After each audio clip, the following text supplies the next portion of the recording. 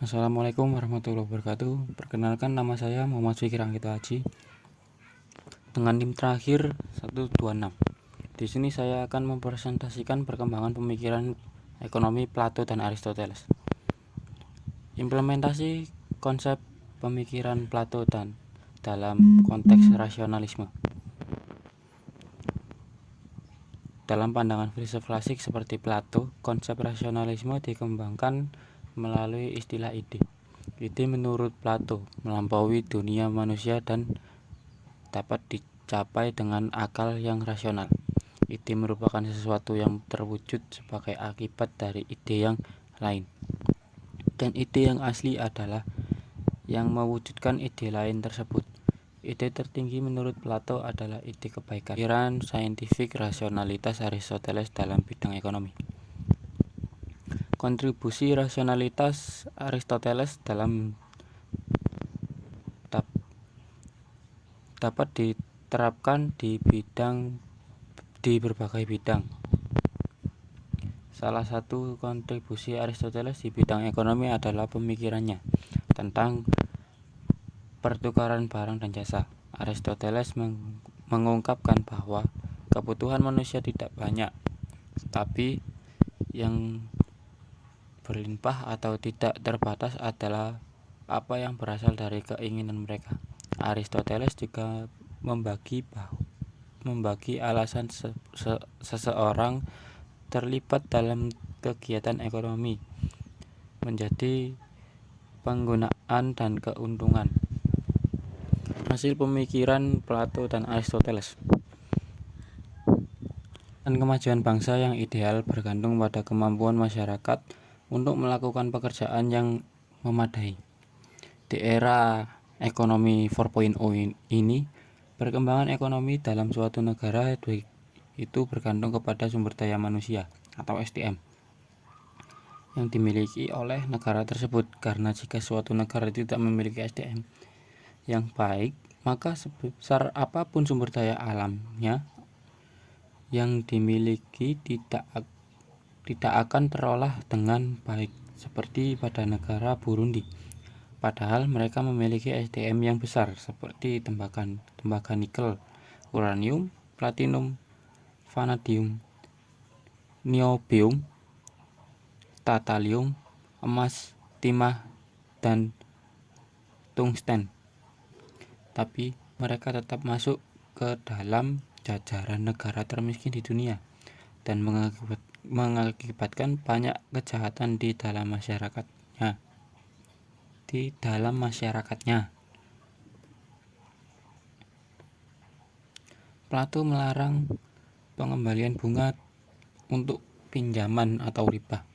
Dalam kehidupan masyarakat, mengembalikan bunga untuk pinjaman dianggap sebagai hal yang wajar dan bahkan diperlukan untuk melanjutkan bisnis dan kegiatan ekonomi lainnya. Namun, ada beberapa masyarakat dan agama yang melarang pengambilan bunga untuk pinjaman.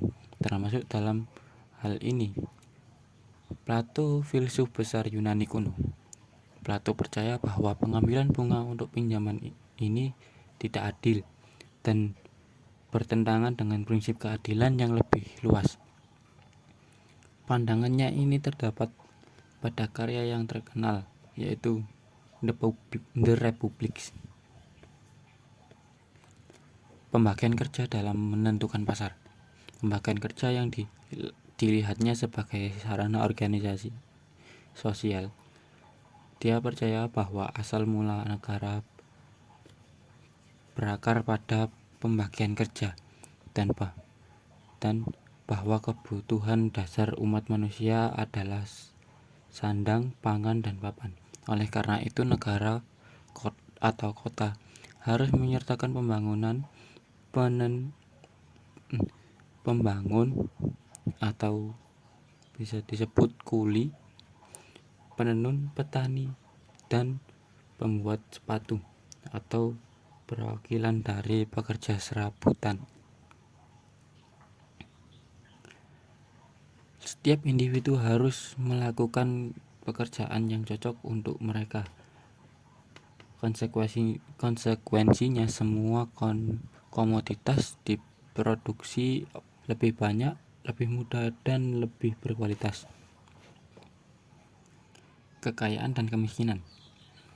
Dalam karyanya The Republic, Plato menyatakan bahwa kekayaan dan kemiskinan adalah hal yang tidak sehat bagi negara. Dia berpendapat bahwa kekayaan dan yang berlebihan dapat menyebabkan kerusakan, keserakahan, dan ketidakadilan, sedangkan kemiskinan dapat menyebabkan penderitaan dan kegagalan dalam memenuhi kebutuhan dasar. Oleh karena itu, Plato menyarankan agar ada pengaturan yang ketat terhadap kekayaan dan dengan tujuan meminimalkan kesenjangan sosial dan memastikan keadilan sosial. Komunisme. Sistem ekonomi komunisme adalah ekonomi di mana produksi dan distribusi barang dan jasa dikelola dan dimiliki secara kolektif oleh masyarakat tanpa adanya kepemilikan pribadi. Meskipun sistem ini telah diuji coba dalam sejarah, banyak ahli ekonomi dan politik meragukan efektivitasnya dalam memenuhi kebutuhan ekonomi masyarakat.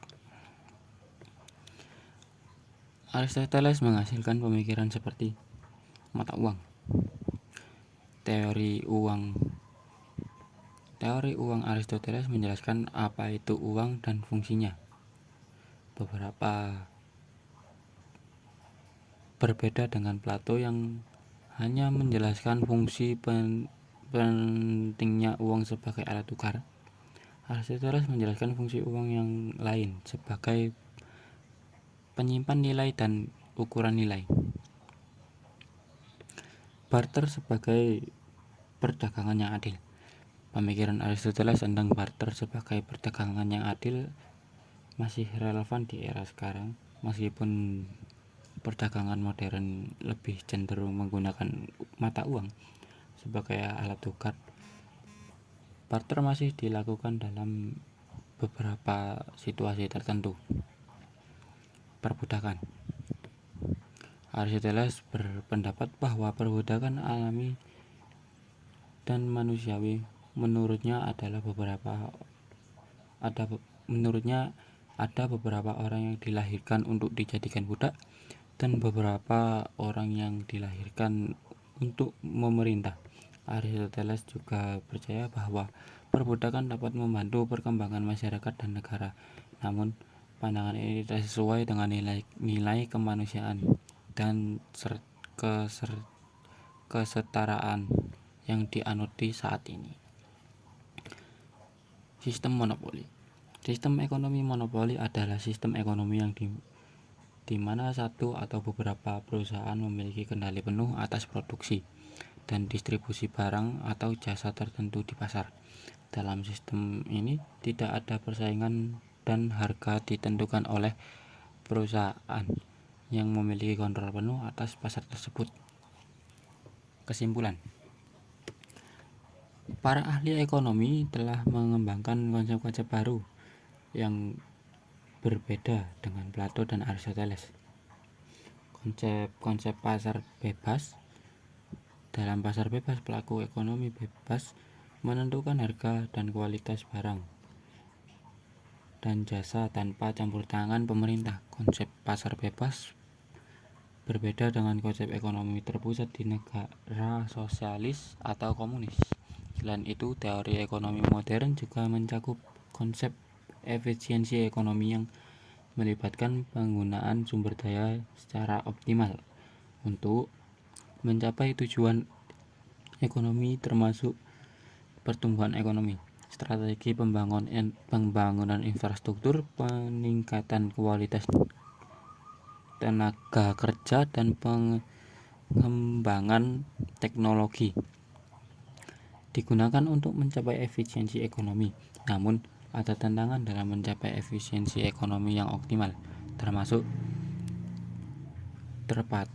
keterbatasan sumber daya alam dan lingkungan serta dampak negatif pada aspek sosial dan lingkungan.